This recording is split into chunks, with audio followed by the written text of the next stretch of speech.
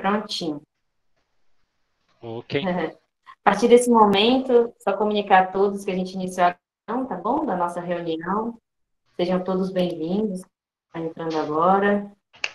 Então, boa noite. Primeiramente, gostaria de agradecer a cordialidade, a disponibilidade e a atenção do Roberto Siviero por aceitar o convite do Centro de Ciências da Comunicação e Gestão da Unifor, da Universidade de Fortaleza, para esse bate-bola acadêmico. Eu sou a professora Ana Beatriz Maia, professora de Contabilidade e Finanças, coordenadora do Grupo de Estudos Bate-Bola Acadêmico Científico do Centro de Ciências da Comunicação e Gestão, da Unifor, que foi criada em agosto de 2019. E hoje a gente conta com 30 estudantes, tendo a participação de professores parceiros da própria Unifor, como a professora Ercília, o professor Josimar, o professor Robson, da UFC, a professora Alessandra Vasconcelos, da Universidade Federal do Ceará, da Unilab, a professora Vanessa Ingrid, alunos da graduação, bem como empresários do mercado de futebol no Brasil e nos Estados Unidos. Então, é uma grande oportunidade para o nosso grupo de estudos, por isso a gente agradece tanto, mas também para outros pesquisadores, estudiosos, entusiastas do futebol, que podem conhecer um pouco mais sobre o universo não apenas da gestão, inclui futebol, mas da gestão de eventos esportivos de uma forma geral, a partir da vasta Uhum. experiência do Roberto Siviero. Então, para iniciar esse debate, vamos apresentar o nosso convidado, Roberto Siviero. Ele é diretor associado da HSF Sports, empresa de consultoria. Roberto Siviero é bacharel em esporte pela Escola de Educação Física e Esporte da USP, mestre em administração esportiva pela Canisius College, nos Estados Unidos. Foi gerente de operações de estádio do Esporte Clube Corinthians, 1999 a Faz 2002. tempo, Gerente é. geral de operações do Comitê Pan Rio, 2007. Gerente de operações do Comitê Organizador Jogos Olímpicos Londres, 2012, 2009 a 2010. Gerente geral de estádio do Comitê Organizador Local da Copa do Mundo FIFA Brasil, 2014, de 2010 a 2014. Gerente geral de competições do Comitê Organizador de Jogos Olímpicos e Paralímpicos Rio, 2016, de 2014 a 2016. Gerente de estádio, Sarem, espero ter pronunciado corretamente, da Uhum. Copa FIFA Rússia 2018 e gerente de operações Comembol da Copa América Brasil 2019. Grandes experiências, né? Roberto, você gostaria de acrescentar mais alguma experiência antes da gente iniciar nosso debate? Não, esse ano, na verdade, depois que eu terminei a Copa América, eu resolvi tentar uma outra aventura no campo de vocês aí, né? Fui fazer um semestre de um doutorado nos Estados Unidos de administração, mas voltei rapidinho. Não, não foi. Já estou muito velho para fazer o que vocês fazem. E aí acabei voltando e até realmente consegui um outro contrato. Eu ia trabalhar junto com a FIFA na do Mundo de Clubes que ia ter na China, né, em 2021. Ia ser a primeira do Mundo de Clubes no formato com 24 equipes, né, que a FIFA acabou alterando esse torneio.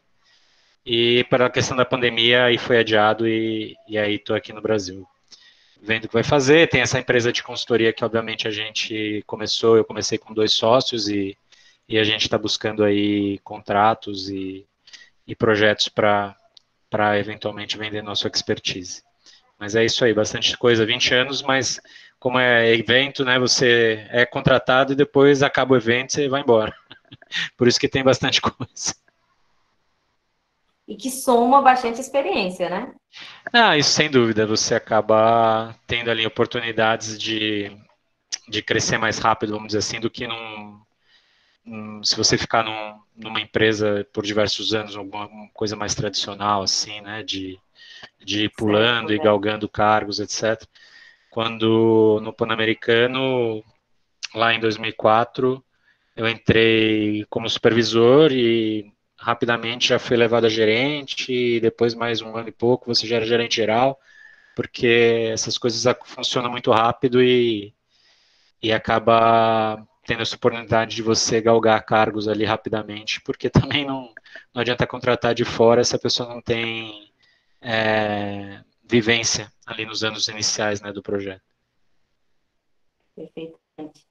Roberto, iniciando nosso bate-bola, gostaria de apresentar nossa equipe. Ela é Sim, bem diversa, então temos homens, mulheres no grupo de estudos, estão acompanhando pela sala do Meet, também pelo YouTube. A nossa certo. coordenadora de Ciências Contábeis, professora Leandra Siebra, também está acompanhando pelo YouTube.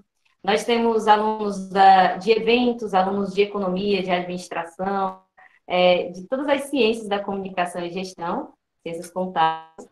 E aí, para a gente iniciar, eu gostaria de iniciar com uma pergunta que eu acredito que seja bem importante para aqueles que estão iniciando de pesquisas na área de futebol, de eventos, de esporte. Bem como aqueles torcedores que, apesar de acompanhar os seus clubes, não sabem muito como funcionam as organizações e o que compete a cada órgão. De uma forma simples, claro que a sua experiência é baixa, mas de uma forma simples, como você conseguiria diferenciar os da Conmebol, da FIFA e dos Jogos Olímpicos? Quais as principais diferenças entre eles? Tá. Bom, primeiro dizer aí que é uma iniciativa muito legal de vocês, de ter esse grupo de estudo, né? É algo que a gente realmente tem carência no mercado brasileiro de ter gente especializada, às vezes, em esporte, em administração esportiva. É algo que há 20 anos atrás, quando eu trabalhei inicialmente com futebol profissional, já era bem complicado. E, infelizmente, nesses últimos 20 anos, você vê pouca evolução, vamos dizer assim, nas entidades gestoras e nos clubes, de pessoas com especialização. Lógico que você tem profissionais de outras áreas, né, como você disse, às vezes administração, contabilidade, jurídico, ou que seja, mas a pessoa vai lá e começa a trabalhar com esporte, né, acaba não tendo assim uma formação já desde o início e uma carência, obviamente, de material acadêmico nesse sentido. Até nesse semestre que eu fiz no Texas, lá de doutorado, eu comecei a investigar material acadêmico e, obviamente, você tem muita coisa relacionada aos Estados Unidos, né, ao mercado esportivo deles, alguma coisa na Europa, em função de você ter o Comitê Organizador, o Comitê Olímpico Internacional, outros tipos de instituições lá na Europa em que algumas universidades se interessam, alguns professores se interessam, mas ainda é um campo, a administração esportiva é um campo ainda bastante pequeno, né, dentro do campo de administração, e é importante que se tenha gente se especializando nisso e se interessando por isso. Depois até, Ana, vou te passar, conheci nesses últimos 2 meses um outro professor da FGV, que também é interessado no tema, não efetivamente em finanças, mas pela área de marketing, fez doutorado com tese nessa área, e tem mais alguns rapazes que estão no IBMEC São Paulo, que estão tentando criar alguma coisa de grupo de estudo lá, então talvez seja uma boa fazer essa conexão com vocês. Com certeza, nós agradecemos por essa interlocução aí entre a pesquisa. Tá bom. E aí entrar agora na pergunta que você fez. Bom, inicialmente, quando você compara essas instituições, né, são instituições diferentes, né? Uma o Comitê Olímpico, minha filha, uma o Comitê Olímpico Internacional, é uma instituição que foi criada há mais de 100 anos, né, inicialmente na França e depois migrou para a Suíça, e realiza aí os Jogos Olímpicos desde 1896, e depois os Jogos Olímpicos de Inverno também, né? Os Jogos Olímpicos de Verão, os Jogos Olímpicos de Inverno, que é uma competição multiesportiva, né? Então congrega um grande número de modalidades esportivas e depende também dos seus membros, né? Os membros do Comitê Olímpico Internacional são as federações internacionais de esporte, que são as federações que governam os esportes no mundo, né? Então você tem a própria FIFA, né? De futebol, você tem a FIVB de vôlei, a FIBA de basquete, e aí são 32, se eu não estou enganado, federações internacionais que colocam o seu esporte dentro dos Jogos Olímpicos naqueles 16 dias. Você tem 32 torneios ou competições de todos os esportes. Então é uma competição multiesportiva, multi instalação, né? Você precisa, além de ter diversos locais para realizar as competições, às vezes até mais de uma cidade, porque modalidades como vela precisam de uma sede náutica, e não necessariamente todas as cidades que são sedes dos Jogos Olímpicos são sedes, tem a parte náutica, né? Então é um tipo de evento mais complexo do ponto de vista que você tem que organizar 32 campeonatos ou competições para ocorrer ao mesmo tempo em uma cidade.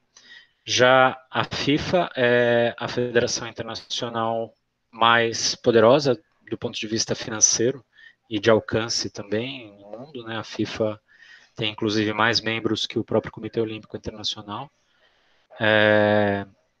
E desde 1998 começou a gerar um volume absurdo de recursos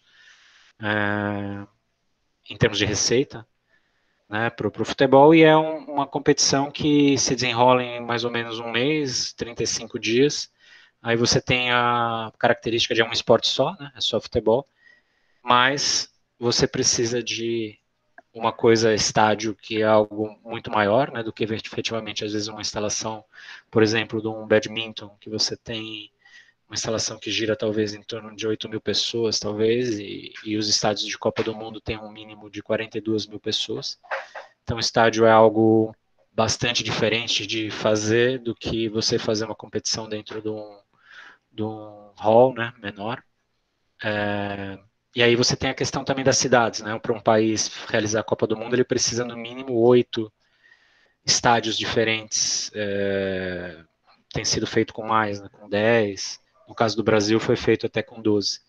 E aí você tem a questão coordenativa do país em relação a todas as cidades, né, que é a maior dificuldade da Copa do Mundo, se você comparar em relação aos Jogos Olímpicos, é essa coordenação intercidades, né? No nosso caso, no Brasil, a gente tinha cidades como Manaus e Porto Alegre, que são dois opostos, quer dizer, você tem mais de 3 mil quilômetros de distância entre elas, e a gestão do evento tem que ser coordenada e única e integrada. Então, a dificuldade da Copa do Mundo é nesse sentido. Mas tanto os Jogos Olímpicos quanto a Copa do Mundo estão num patamar totalmente diferente de qualquer outro evento, de qualquer outra entidade, né? No caso, você comentou da Comebol, que eu também trabalhei. Então, a Comebol é uma entidade regional, né, que faz parte da FIFA. Então, a FIFA tem as entidades continentais, que ela chama, né? Tanto que a gente tinha a Copa das Confederações. Então, você tem a Comebol, a CONCACAF, a UEFA, a CAF, que é da África, a Confederação Asiática. Então, são as confederações continentais que têm os seus torneios continentais, né? No caso, a Eurocopa e a Copa América, que são talvez as mais conhecidas. E aí, em termos de tamanho, realmente é incomparável a Copa do Mundo e os Jogos Olímpicos. Tem um tamanho, tanto em termos de público, de modalidades, de pessoas interessadas, de montante de dinheiro, por qualquer métrica que você adote, o tamanho deles é totalmente em outro patamar do que qualquer outra competição. A caso da Comebol, ela é comparável mais ou menos a talvez a Copa América. Para dizer a verdade, os Jogos Pan-Americanos é até, do ponto de vista de complexidade, muito maior do que a Copa América, porque a gente está lidando ali com 42 países. E a Copa América você está lidando com 10 países, né, que dá uma questão de complexidade. Porém, é futebol e são equipes de ponta do esporte mundial, né, como Brasil, Argentina, Uruguai, Chile, um patamar um pouco menor, Colômbia, etc., mas que gera bastante interesse do público e você acaba tendo que coordenar da mesma maneira. E aí, não somente na parte, vamos dizer, do tamanho, mas na parte do apoio das entidades, você tem uma diferença muito grande, né? O Comitê Olímpico Internacional, ele tem uma estruturação já mais avançada em termos daquilo que ele espera que cada país anfitrião faça relativo aos jogos, né? Tem manuais, não sei se vocês já tiveram oportunidade de ver os manuais do Comitê Olímpico Internacional, são documentos bastante interessantes. Ele praticamente realmente ensina você a realizar aquela função que precisa ser feita dos jogos, né? Então tem manual de transporte, tem manual de bilheteria, tem manual de governança, tem manual de protocolo, manual de logística, tudo que você encontra num grande evento, eles foram manualizando e tentando fazer uma transferência de conhecimento de jogos para jogos, né? Porque isso também é uma história que talvez eu possa contar, mas é bem difícil você transferir o conhecimento desse tipo de coisa de um lugar para o outro, né? Apesar de você poder, em tese, contratar pessoas que trabalharam na edição anterior, né, existe um componente nacionalista bastante grande e a própria dificuldade, você não vai contratar 200 pessoas, né, do comitê anterior, então você acaba tendo que contratar localmente e, pelo clichê, né, você tem que acabar inventando a roda várias vezes.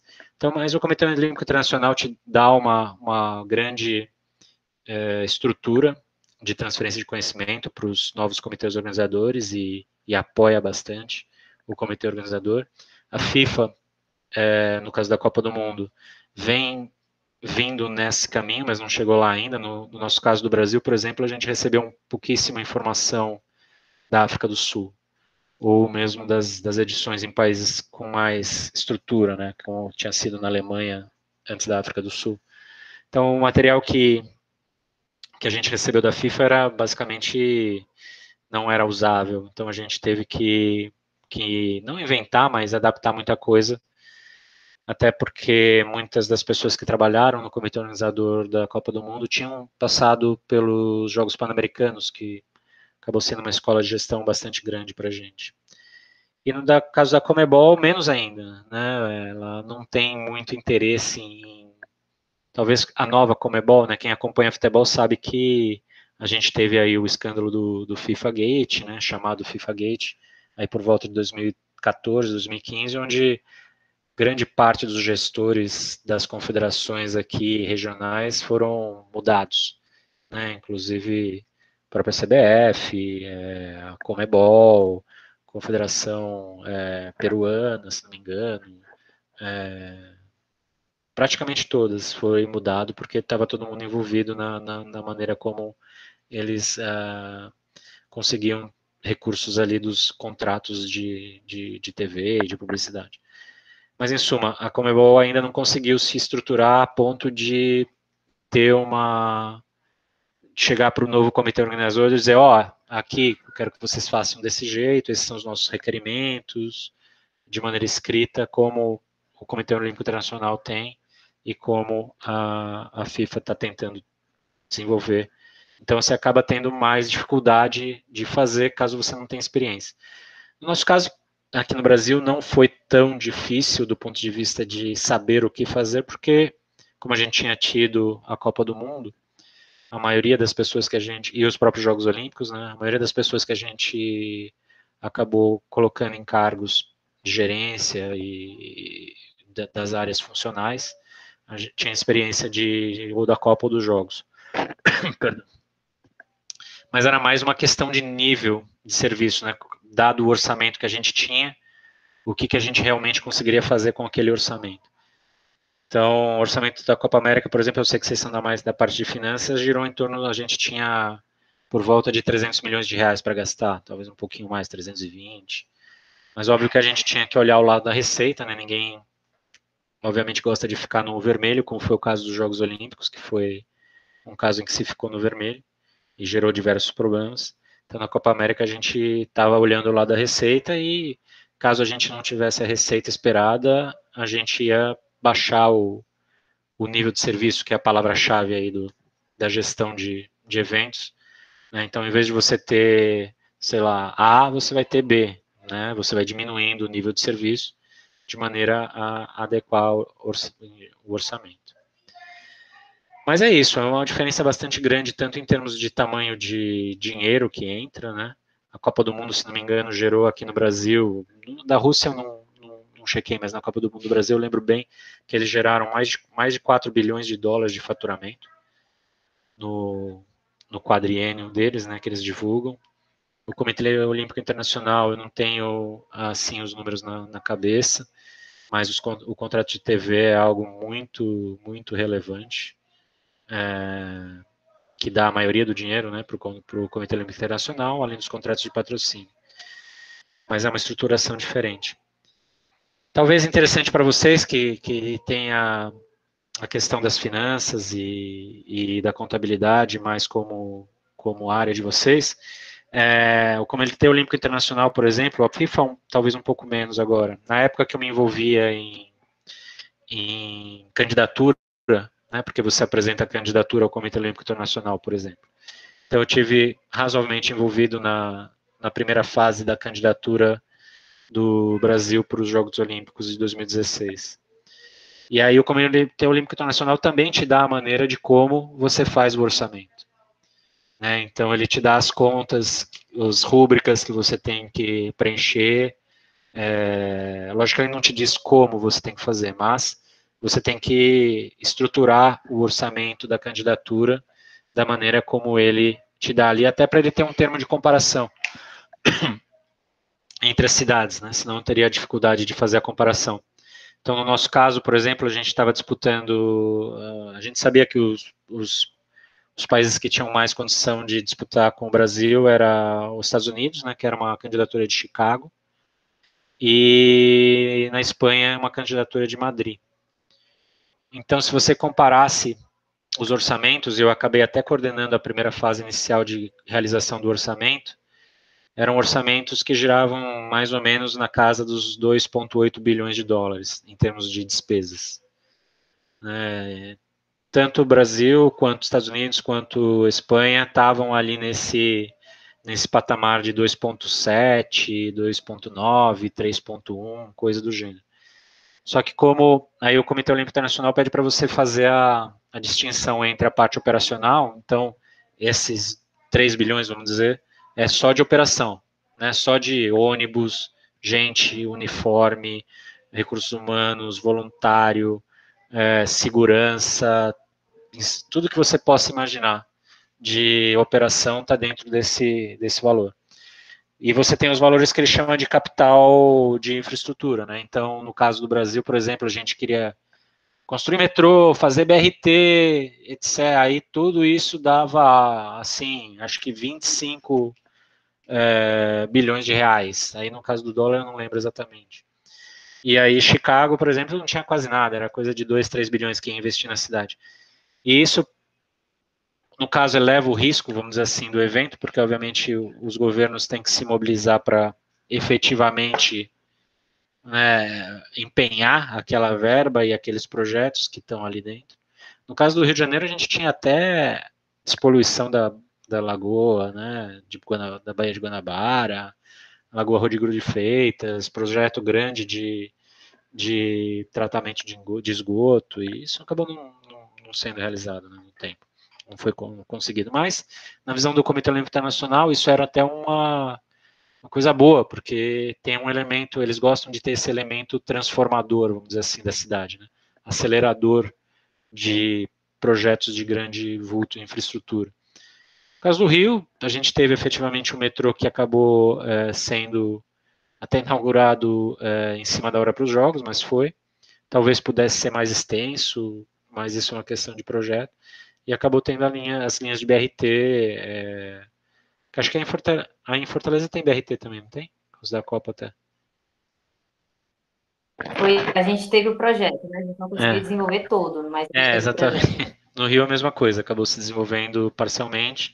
Aí, bom, teve a Lava Jato, etc. Acabou minando toda essa parte de infraestrutura, né? Mas Mas essa consegue ver, Roberto, característica. com a sua fala, a gente consegue ver com a sua fala a complexidade, né, do evento e a diversidade entre eles, que apesar de todos eventos muito grandes, né, de instituições, mas elas se diferenciam, elas têm suas particularidades, quanto ao público, quanto a capacidade, modalidade esportiva, né?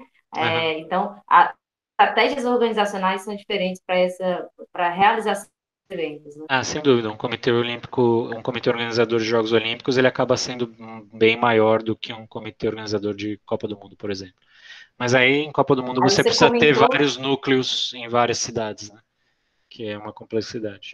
pois é, aí você comentou da Copa do Mundo, o quão ele se diferencia em relação à arrecadação, né? Com relação às receitas. A gente sabe que nenhum mercado econômico é viável se ela não consegue, se ele, esse mercado não consegue gerar receitas. Uhum. Um dos objetos de pesquisa mais investigados pelos pesquisadores na área esportiva diz respeito também ao desempenho econômico e financeiro.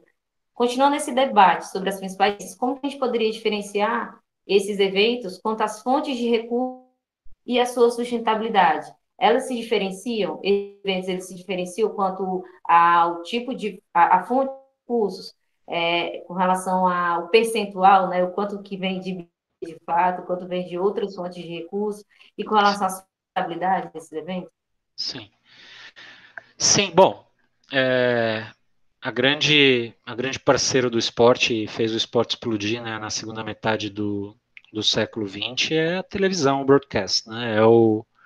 Ele acaba sendo efetivamente a mola mestra, o carro-chefe de qualquer organização esportiva no sentido de receita, né? Então, o fato de você ter um contrato de TV vultoso, e no caso do Comitê Olímpico Internacional e da FIFA, são diversos contratos, né? Porque cada praça do mundo você faz uma negociação. É, esse é o, percentualmente, sem dúvida, é o grande motor de qualquer evento esportivo, qualquer organização esportiva, mesmo no caso do futebol, aqui no Brasil mais ainda, a TV é o dinheiro que vem da TV. Talvez agora a gente está vendo talvez uma transição, né, com a questão do streaming e Amazon e essas empresas de tecnologia que têm um caixa absurdo. Talvez isso comece a mudar. A gente teve uma mexida aí no futebol brasileiro aí recente, né, na questão dos direitos e da própria seleção brasileira. Quer dizer, tem uma mudança aí no ar ocorrendo, que talvez até possa ser um objeto de pesquisa interessante, porque é algo que está ocorrendo agora, né? Mas, se você for ver do ponto de vista que não é TV, é o streaming, acaba sendo a mesma coisa. Ou seja, atingir a pessoa que não está lá ao vivo, né?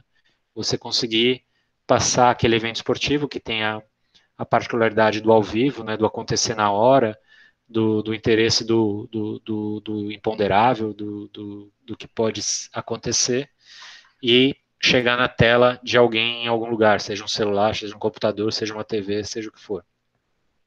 Então, esse é o grande fator. No caso dos Jogos Olímpicos, se você for ver a questão dos ingressos, ela não é tão significativa. É significativa, mas não é tão significativa se você for comparar com a questão do TV, porque muitos esportes não geram tanto interesse. É, às vezes a país não tem a tradição, e isso é um desafio de marketing muito grande nos Jogos Olímpicos, é até um desafio bastante interessante para quem é da área, porque você tem que criar a demanda por eventos que não necessariamente a pessoa vai ter o interesse. Então, badminton, né, a gente fala sempre que é um jogo que a gente não tem muita intimidade, hóquei sobre a grama, que é algo que é mais da comunidade britânica, a gente não tem muita intimidade. É, você tem que vender e tem diversos ingressos para serem vendidos. Então, as estratégias geralmente são: você vende jogos olímpicos, você não vende badminton ou hockey ou o que seja, né? Ah, quem gera muito atletismo gera interesse, ginástica gera interesse. No caso do Brasil, vôlei de praia, vôlei gera bastante interesse, basquete gera bastante interesse.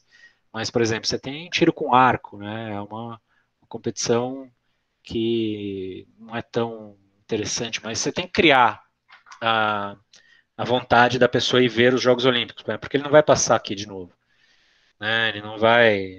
Acho que se a gente falar em 30 anos, talvez seja pouco para a gente ter uma nova edição de Jogos Olímpicos aqui nas bandas do Hemisfério Sul, né? Que inclusive foi o grande mérito nosso foi realizar um evento aqui no Hemisfério Sul sem ser na Austrália, né? Que a gente sabe que países em desenvolvimento tem muito mais dificuldades de realizar coisas do gênero. Já na Copa do Mundo, se você comparar, o ingresso é bastante significativo, porque o fator estádio, né, de você ter estádios de 40 mil, 50 mil, 60 mil, 70 mil pessoas, e o valor do ingresso não é um valor também. Lógico que você tenta ter um equilíbrio de categorias de ingresso, né? No nosso caso a gente teve acho que 4 categorias, A, B, C, D, talvez teve até um E, que era ali um ingresso popular, obviamente que a quantidade de ingressos populares era pequena, e na Copa do Mundo você tem também um fenômeno muito grande, que é o fenômeno da hospitalidade, né? Que é o chamado hospitalidade, ou seja, é o ingresso premium do camarote, que vem ali com um jantar, vem ali com um transporte diferenciado, vem com um serviço atrelado, que gera muito dinheiro para a FIFA, né? Porque são ingressos de valores assim na casa dos milhares de dólares, né? No caso do pacote eles têm o pacote Siga Seu Time, então você compra já todos os jogos do Brasil até a fase que ele for, e com transporte, com hospedagem junto, etc. Então no caso da FIFA, o contrato de TV é a maior coisa, mas o contrato os ingressos também é bastante significativo. E em terceiro lugar, a publicidade, né, as cotas de patrocínio que são vendidas. No caso dos eventos aí grandes, eles vendem as cotas internacionalmente, mas também tem espaço para parceiros nacionais, vamos dizer assim. Então tem os grandes sponsors que pegam ali diretamente com o Comitê Olímpico Internacional ou com a FIFA, né? Então vem à mente a Coca-Cola, né, que é parceira do Comitê Olímpico Internacional há muitas e muitas edições. No nosso caso aqui, a gente, se eu não me engano, da FIFA, a gente tinha Hyundai aqui, eram os patrocinadores, talvez juntamente aos principais da Copa do Mundo. E aí você tem um espaço para vender nacionalmente, então você vende um parceiro de banco, um parceiro, o segmento, o pessoal de marketing vai segmentando e vai indo atrás dos segmentos, né? Telefonia, banco, coisas que têm dinheiro para investir e tem interesse em estar ali junto aos eventos. No caso por exemplo, dos Jogos Pan-Americanos, da Copa América, é bem diferente. A parte de TV às vezes não está nem vendida. No caso da Comebol, do futebol, sim. Mas no caso dos Jogos Pan-Americanos, não. Vai se vendendo aí os cotas, a TV, talvez evento a evento. É uma dificuldade que eles têm. Parte de ingresso. Na parte da Copa América é razoavelmente significativo. Se você consegue ter um mercado que tem interesse por futebol, que é no nosso caso. Lógico que a gente teve jogos que eu me lembro, recordes negativos. Se não me engano, teve um Venezuela e não lembro quem, foi no Mineirão. Venezuela e Japão, porque né, a gente teve convidado de fora. Foi um jogo que gerou acho que menos de 5 mil pessoas no Mineirão. Mas os jogos que você tem interesse, né, um Brasil Argentina, um Chile, são jogos que geram bastante receita. O ingresso não era também um ingresso na média tão barato. E você precisa aproveitar essa oportunidade, até no nosso caso, compunha uma porcentagem razoável daquele orçamento que eu te disse que a gente tinha que fechar pelo lado da receita. Mas qualquer evento ele tem que ser um bom produto, né? É da onde se vem a vontade tanto da pessoa ir assistir ao vivo, quanto de se mostrar esse evento na TV. E acho que é isso que a gente, como profissional, deve buscar, né? A gente deve melhorar o produto que a gente põe na frente, tanto do espectador, seja ele presencial ou seja ele telespectador. E acho que ainda a gente não tem um bom E produto. como você falou, né? Criar uma demanda para aquilo que não existe. Criar É, uma demanda para aquilo que não existe. quando eu estava no Corinthians, você vê, a É, gente, lá 20 anos atrás, como teve um alto investimento no time, gerou um interesse muito grande das pessoas de irem assistir o time, né? Porque você tinha jogadores de alto padrão. Então a fórmula no Brasil, acho que vem sendo essa, que talvez não seja a melhor fórmula, porque não que não seja melhor, eu acho que tem que ser parte da fórmula. né? Mas não adianta só você colocar um bom time em campo, né? Porque as vitórias geram o torcedor e você tem um estádio ruim, uma experiência ruim para a pessoa chegar, uma comida ruim para a pessoa comer sabe, e não ter um atrativo para pessoas, para a família, ao invés de só o homem, né, e o marido e a mulher e o filho. Quer dizer, eu ainda vejo uma questão muito do homem indo sem levar, né, a mulher, sem levar o filho, e sendo que você poderia atingir mais a família do que somente o homem, né, o jovem também, né, a pessoa de 21 anos que vai. Lógico que os estádios da Copa ajudaram bastante nesse sentido, mas a maioria dos nossos estádios ainda tem muitas carências, tanto de infraestrutura como de operação. Né? Os estádios da Copa são efetivamente anos-luz à frente dos outros que a gente tem aí construídos nos anos 70 e a dificuldade de operação, que é onde dá para fazer mais diferença de gestão, é na operação. É lógico que você não consegue construir um estádio novo de um dia para o outro e com um valor de investimento que é mais, você poderia melhorar a gestão com gente, com processo, com, com aprendizagem, né, com treinamento. Então tem um gap, eu acho, ainda na questão operacional bastante grande. Mas estou falando um pouco de, né, não tenho ido a jogos, eu não vou na Vila Belmiro, Uhum. que é o estádio do Santos, que é um estádio antigo, há muitos anos, para saber como é a operação e a diferença. Mas sei que a diferença de você ir lá, de você ir no estádio do Palmeiras, que é um estádio construído em Não. 2014, ou no estádio do Corinthians, que é construído em 2014 também, é gritante. Mas é muito, muito legal, Roberto. A gente teve a participação aqui de diretora e Fortaleza. Acho que eu Certo. comentei com você. Mas a gente, diretores financeiros, administrativos, a gente vê a, a experiência, né, de alguém que trabalha com eventos é diferente, porque você, a todo momento, você fala sobre a experiência que aquele torcedor vai vivenciar, né, que não é Uhum. só o jogo lá, mas o que que ele vai vivenciar por lá, o que que ele vai comer, como que vai ser o lá, o que que ele vai ter de experiências além do para Correto. superar aquela derrota, por exemplo, que o clube teve, mesmo assim foi agradável por ele, pela experiência que ele vivenciou, Exato, né? né, enfim, Senão você a gente fica ter essa atrelado noção. somente ao resultado, né? Se o time tá bom, Exatamente. E ganhando, aí, o pensando pessoal nisso, vai. Se tá ruim, perdendo, ninguém vai. Então, exatamente. E aí, né, nessa perspectiva, agora que a gente tem uma ideia, né, nós, da pesquisa aqui, da gestão de uma forma geral, você proporcionou isso, sobre a estrutura dos eventos, sobre as diferenças principais entre eles, receitas, né, arrecadação, qual o impacto, qual percebe o impacto da Covid nesses eventos? E aí, esse impacto, claro que o impacto financeiro a gente, e todas as empresas a gente está pensando isso, né, mas qual o impacto além do financeiro? E aí reflexão sobre essa experiência, né? O quanto essa é, experiência vai estar prejudicada por parte da Covid, sim. né? E os Jogos Olímpicos, na sua visão, ainda estão ameaçados? Bom, eu até participei de uma outra entrevista sobre especificamente Covid, né, com o pessoal aqui do Peru. E, bom, ainda era muito no começo, acho que foi em março ou abril. O impacto inicial foi devastador, né? A gente teve basicamente a paralisação de todas as ligas de futebol do mundo, que é algo inédito.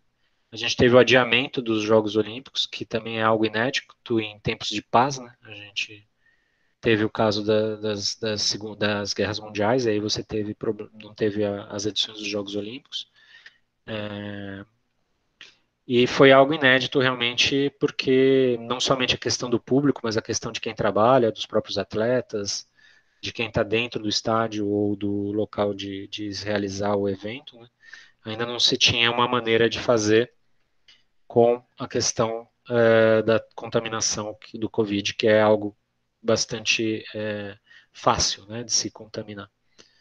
Então, o impacto inicial foi muito devastador, e aí, pouco a pouco, as entidades gestoras foram conseguindo construir seus protocolos de realização de evento, obviamente sem público ainda, e aos poucos talvez reintroduzindo ali porcentagens de público, né? Dependendo, obviamente, de como a pandemia anda em termos mais gerais no próprio país, né? Se você tem um país em que ainda tem medidas muito restritivas, obviamente você não vai conseguir fazer com que se volte as pessoas ao estádio, ou ao local do ginásio, que seja, né? Eu tenho acompanhado agora o beisebol americano, né? Não sei se vocês dão uma olhadinha, mas ele está sendo jogado em estádio, é um esporte de estádio, né? E eles estão na fase dos playoffs e eles foram pulando de estádio para estádio, ou seja, não está tendo a questão do time jogar no seu próprio estádio. Então, tirando um pouco da lição da NBA ali, né, que foi feito num local onde eles conseguiam fazer algo hermético, que foi na Disney. Colocaram todos os times nos hotéis da Disney e fazia-se os jogos lá dentro, mas sem público.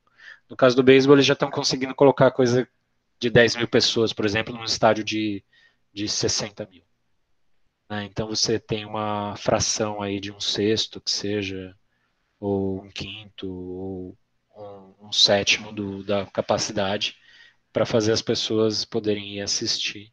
E com todos os protocolos relativos aos atletas e as pessoas que estão mais próximas ali da ação, tentar fazer aquele ambiente mais hermético. No nosso caso do futebol, ainda a gente não tem público nos estádios, né? Não sei, porque ainda temos medidas bastante restritivas, não sei como está em Fortaleza, acompanho mais aqui São Paulo, Rio de Janeiro. Rio de Janeiro já teve até uma tentativa de abertura, mas ela acabou sendo rechaçada, acredito, pela própria justiça, porque ainda não se sentiu seguro.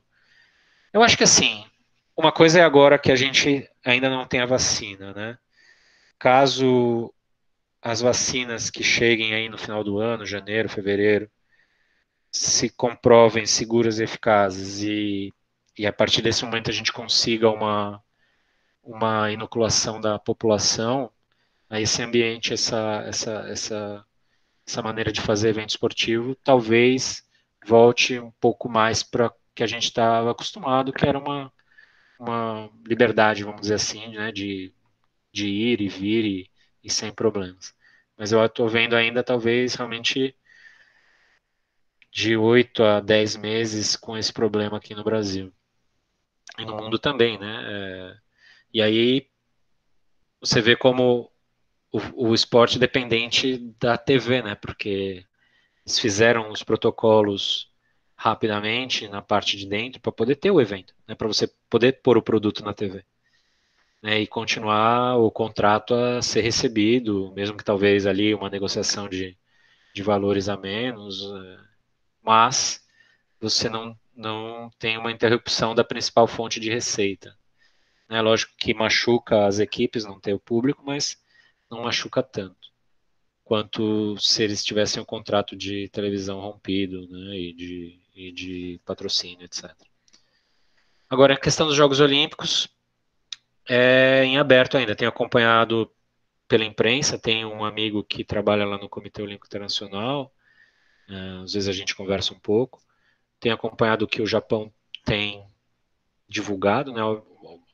O que se sabe de certo é que eles querem fazer algo mais simplificado, menor, não do ponto de vista de menos modalidades, né, menos atletas, talvez um pouco menos atletas, porque eles podem diminuir, talvez, se o Comitê Olímpico Internacional conseguir negociar com as federações internacionais, diminuir, por exemplo, o número de eventos dentro de algumas modalidades. Isso significa, por exemplo, você ter menos provas de natação. Então, talvez você não tenha o 1.500, estou conjecturando, né, mas você tem muitas provas, então talvez você não tenha o dupla mista no nado sincronizado, ou no atletismo, talvez você não tenha o 3.000 steeplechase, sei lá, tem alguma maneira talvez de diminuir o número de atletas, não sei se isso não é muito fácil de fazer, porque apesar do próprio Comitê Olímpico Internacional tem tentado diminuir a quantidade de atletas, a quantidade de eventos para você diminuir o custo dos jogos, né, que é algo que é um tema também que é corrente né? As cidades cada vez menos se interessam por organizar esses eventos, porque eles têm custos bastante significativos, tanto no sentido da infraestrutura como da operação, e muitas vezes as cidades não veem o benefício de realizar. E o Comitê Olímpico Internacional, sabendo disso, tem tentado simplificar os jogos, tem tentado diminuir a quantidade, a complexidade, o tamanho dos jogos, mas enfrenta as dificuldades políticas com as federações internacionais. Mas talvez o Japão seja um precursor disso, né? Impulsionado pela questão da pandemia, talvez seja um precursor disso. Na verdade, quem adiou os jogos foram os atletas, né? Se você for ver. Os atletas começou um movimento, se não me engano, na natação, ali nos Estados Unidos, e depois foi se espalhando. Os atletas dizendo, olha, eu não tenho como treinar, como é que eu vou treinar? Né? Como é que eu vou me classificar para os jogos, se eu não tenho como treinar, não tenho como competir? E isso foi um dos grandes motores a adiar os jogos.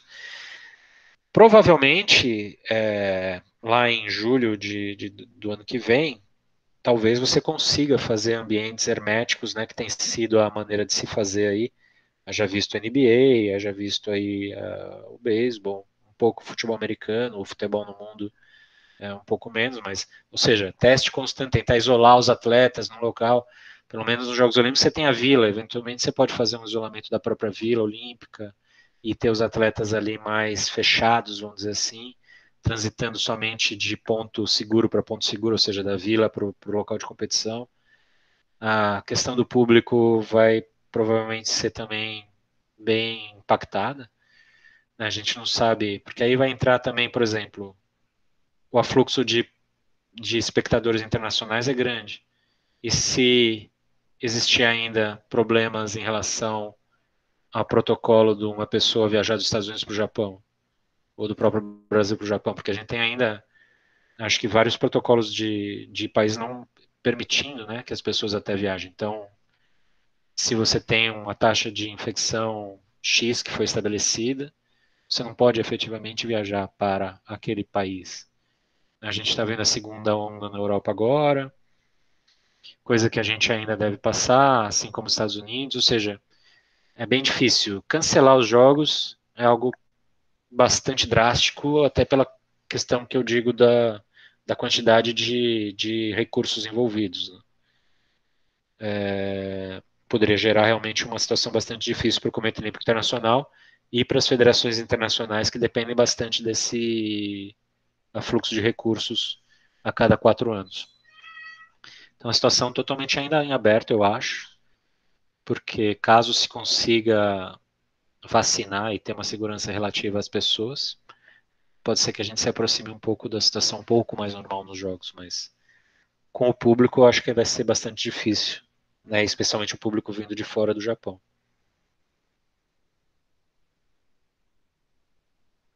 Perfeito. Roberto, aí você comentou sobre, primeira coisa que você comentou, queria saber sua opinião sobre os Jogos Olímpicos, pela sua experiência, mas aí você comentou sobre o futebol, né? Sobre o quanto isso afetou, foi drástico, falou sobre o beisebol, né? Ah, Sobre o basquete nos Estados Unidos, como eles se reinventaram, e os clubes de futebol se reinventado, né?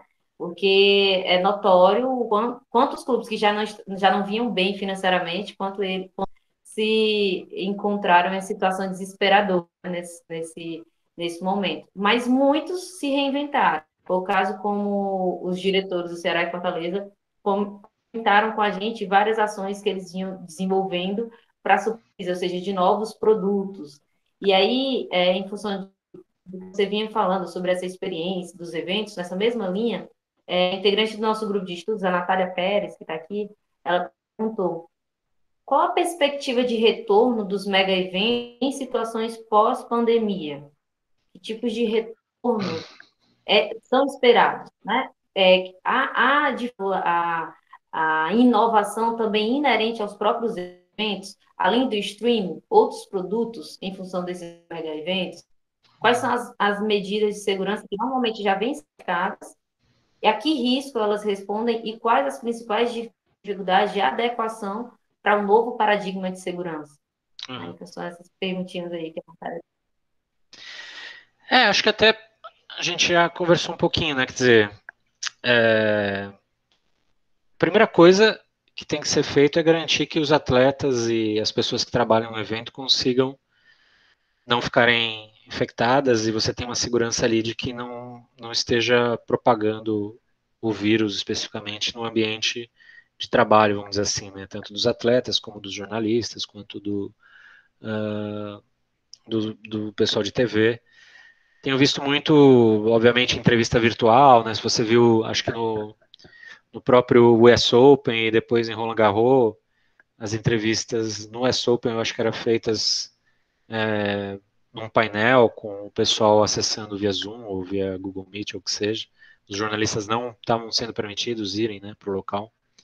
E eles faziam as perguntas virtualmente com o tenista ali depois do jogo. Ou uma pessoa, com um caso com um pau de selfie, vamos dizer assim, bem grande, né, com o microfone ali para o atleta, mas eu acho que talvez abra realmente mais necessidade de broadcast, né, mas talvez isso não ocorra do ponto de vista de abrangência, talvez fique um pouco mais barato, ou não sei, a questão dos direitos, né? Os direitos são negociados não é anualmente, né? São coisas que são negociadas 2, 3, 4 anos às vezes. Então tem que ver qual o impacto. Por isso que todo mundo correu para ter um protocolo para pôr pelo menos o jogo na TV. Essa foi a primeira prioridade. A volta do público ao estádio vai depender de diversos fatores, né? Maiores do que o esporte em si, o futebol em si, porque vai depender de como a pandemia se comporta no nível populacional, no nível mais abrangente da própria cidade, né, do próprio país. Caso consiga se realmente vacinar pessoas e ter a certeza que a pessoa vacinada está ou altamente imune, protegida e não está transmitindo, talvez aí, mas não vai ser isso não vai acontecer de uma hora para outra, né? A gente vai ter que esperar aí 6 anos, 6 anos, 6 meses, um ano e meio para se readequar a essa nova realidade, porque pelo que eu tenho lido, e não sou especialista, obviamente, mas pelo que eu tenho lido, é uma doença, um vírus que ele não vai ser erradicado, né? Nós vamos conviver com ele, assim como a gente convive com outras doenças do ser humano, né? Seja um sarampo, seja uma catapora, a gripe comum, nós vamos ter que viver com esse vírus da Covid, porque vai ser muito difícil a erradicação dele, dada a facilidade do contágio e ainda não temos a maneira de nem vacinar, nem combater de maneira efetiva. Então o esporte vai ter que se adaptar, realmente a questão do público no presencial vai ficar suprimida, ainda acho, nesses próximos 6 meses, um ano, talvez 2 anos, você ainda veja frações de público no estádio, dependendo de como a pandemia anda. E os clubes vão ter que diminuir a dependência deles na questão dessa receita de dia de jogo, que é uma pena, porque isso já era uma tendência, né, nossa, e aqui talvez na América do Sul, não tanto na Europa ou nos Estados Unidos. Na Ásia eu não conheço, mas a receita de dia de jogo, né, não só a questão do ingresso, mas o quanto você arrecada com o evento, com estacionamento, com venda disso, com comida e bebida, com o que quer que você consiga fazer a pessoa gastar dentro daquelas 3, 4 horas que ela está dentro do seu espaço, essa receita vai estar suprimida e vai ter que ser planejada de maneira diferente aí nos próximos anos. Talvez aumentando ainda a dependência da TV, mas também cai o valor, né? Uma coisa que eu não sei se ainda a gente viu acontecer, mas deve cair o valor geral, vamos dizer assim, do esporte, se você for ver, né? Em termos de transferência de jogador, valor de salário, não se viu isso ainda. Mas obviamente se tiver uma pressão de receita, talvez exista uma pressão, ou logicamente vai existir uma pressão também de se diminuir talvez salários, diminuir quanto se paga por jogador, no caso do futebol, né? Vamos ver. No caso do futebol, a gente já consegue observar alguns acordos feitos, né? Nesse momento aí de Tem pandemia, razão. feitos com os jogadores em virtude disso. A gente já está chegando aqui perto da nossa hora Uhum. para obedecer o prazo que eu te pedi para nos ceder, né? Essa uma hora. Antes, a gente tinha mais perguntas aqui, mas aí eu vou atenção aqui para quem participou do chat, então a gente tem aqui. O Mai colocou, me fez pensar em como a festa de abertura da Olimpíada virou um símbolo desse investimento e dessa competição de também produzir um evento melhor do que os outros foram. Foi além do esporte. Uhum. E a Natália, no YouTube, né, também estou comentando, a Natália, achei interessante essas demandas locais de aceleração de que o Roberto mencionou. Né? Então, fazendo a gente pensar um pouquinho longe, né, pensar um pouquinho mais de forma abrangente. E aí, para fechar esse nosso bate-bola, mais uma questão do nosso grupo de estudos, fazendo uma análise das suas experiências somadas aos seus anos de gestão, vou trazer algumas reflexões e depois eu vou te pedir a tua opinião, tá? Olhando um pouquinho sobre esse teu retrospecto, sobre todas essas experiências desses eventos no Brasil, fora do Brasil, Comebol, FIFA, essas Olimpíadas, que ações específicas, positivas, você consegue observar na gestão de eventos no Brasil que serviu de modelo para outros eventos? Que outras práticas positivas você considera relevantes que deveriam ser consideradas? Há uma agenda ou estudos em andamento sobre esse tema no Brasil? Grupos que se voltem para, de fato, gestão de eventos? A gente tem alguns alunos do curso de eventos e eu queria pedir essa tua palavra, principalmente para aquelas pessoas que se interessam nesse tema, né? Então, Uhum. eu quero trabalhar com eventos, quero estudar, né? Fazer pesquisas Uhum. sobre norte de gestão de eventos, governança. O que você fez sobre essa experiência que você já pôde observar? Eu acho que foi interessante, principalmente na questão da Copa do Mundo. Eu acho que o trabalho que a gente realizou aqui com a FIFA ajudou a fazer a FIFA evoluir para a Rússia e agora para o Catar, um pouco diferente, mas pelo menos para a Rússia com certeza.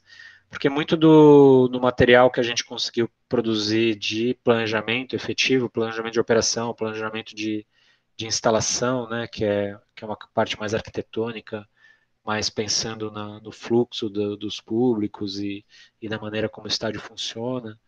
É, planejamento dos eventos auxiliares que a FIFA traz também, né? Não sei se vocês recordam, tem os sorteios, né?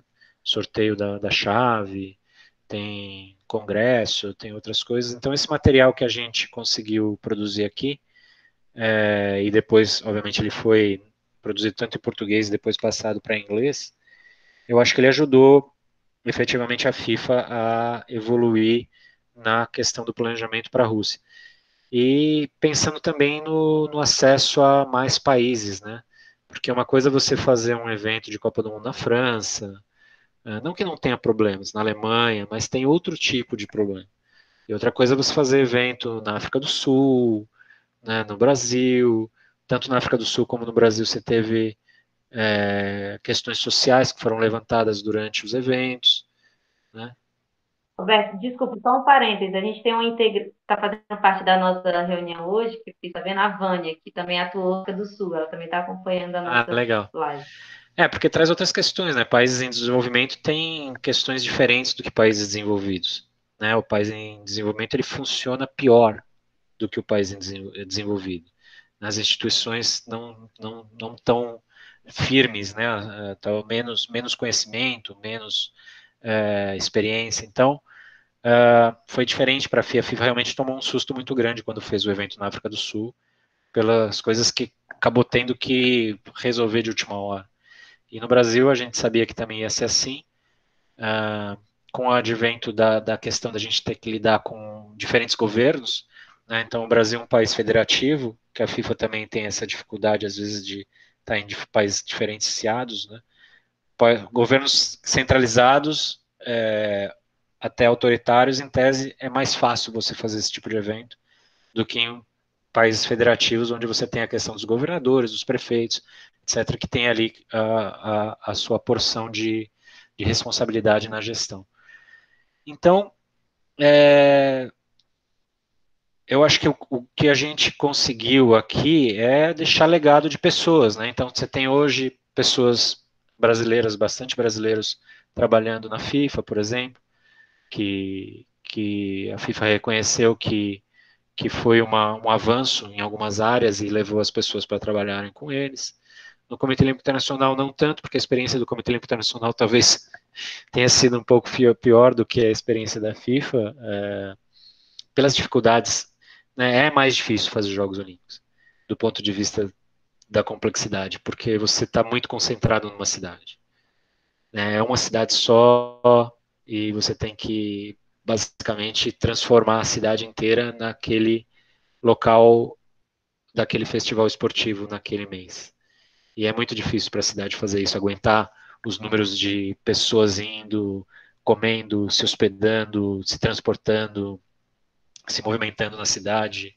É uma complexidade muito alta e a experiência do Comitê Olímpico Internacional não foi tão boa. Então, talvez por isso ele não tenha levado tantas pessoas para ajudar ela. Mas é uma instituição pequena, se você for ver o Comitê Olímpico Internacional é pequeno, menor que a FIFA, né, do ponto de vista de quantidade de pessoas. Então, acho que a gente conseguiu, né, até eu me coloco dentro dessa tarefa de ter melhorado a documentação, porque o que é importante é você ter documentação, que nem você disse, tem pesquisa, tem estudo.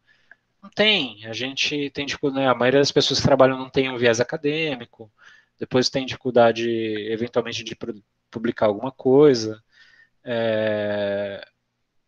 mas é interessante que a gente deixou o legado das pessoas, né? Então, se você for buscar nos clubes hoje, eu sei que tem gente que trabalhou comigo na Copa do Mundo e depois na Copa América trabalhando no São Paulo, trabalhando no Corinthians, talvez pessoas que eram de outros estados estão trabalhando nos outros estados. Então, esse legado da pessoa que ganhou aquela experiência e depois ela pode transmitir isso da maneira dela, na realidade dela, no ambiente dela, isso é valioso. Né? Foi valioso na questão dos Jogos Pan-Americanos, na questão da Copa do Mundo e dos Jogos Olímpicos. Essa transmissão de uma maneira mais planejada, né? Uma maneira de que você tem que escrever.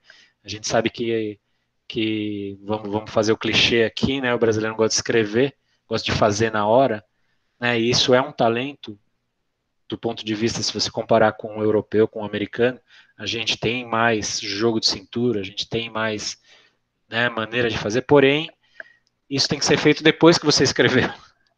Se você deixar tudo para jogo de cintura, muito mais coisa vai dar errada do que você ter escrito e ter planejado e ter testado, e você deixou um pedacinho ali que as coisas, os problemas que vão acontecer, você tem em jogo de cintura, aí você tem valor. Mas se você deixar tudo para fazer na hora e o futebol é difícil, porque o futebol é quarta e sábado, quarta e sábado, quarta e sábado, quarta e sábado. Né? Então, se você não se planeja antes, o evento te atropela. Né? Você não consegue mudar as coisas, você não consegue realizar. Você tem que ter uma pré-temporada, vamos dizer assim, do ponto de vista organizacional também, para poder implementar depois a hora que você tem o evento na mão. Então, acho que esse é o grande legado que a gente deixou, e é até implementado fora do que foi a pergunta da Natália, né? É esse das pessoas que se empoderaram, se capacitaram com a experiência e estão atuando aí nos eventos aí do mundo, por aí afora. E que mensagem você daria para essas pessoas, esses profissionais de formação, ou os que já estão no mercado? Como que eu posso fazer para atuar academicamente, como você falou, né? Mestrado, doutorado, mas não, eu quero trabalhar mesmo com eventos, eu quero trabalhar na Conmebol, quero trabalhar, sei lá, com os Jogos Olímpicos. Que mensagem você daria para essas pessoas que têm esse. Eu acho que assim, a capacitação primeiro, obviamente, né? É importante você estar capacitado. Se você não está capacitado diretamente com o esporte, não precisa, porque o esporte ele basicamente é uma... Se você está fora da parte técnica, né, que é ser técnico, lidar com o jogador, performance, etc., é um negócio como qualquer outro. Lógico que no Brasil a gente tem a questão do clube, e em outros países também, que acaba misturando um pouco a questão do evento, do negócio, com a questão do clube, estrutura de clube, diretor disso, diretor daquilo, conselho, etc.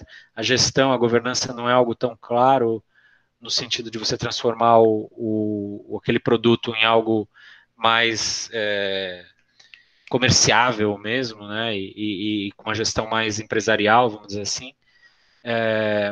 Mas o que eu, por exemplo, o primeiro trabalho que eu tive no Corinthians, eu trabalhei de graça, né? Eu fui lá e tinha me capacitado. Se você for ver, já tinha feito até o mestrado. Mas eu falei assim, não, me deixa aqui, eu faço isso aqui para vocês. Se vocês quiserem, vocês me contratam depois.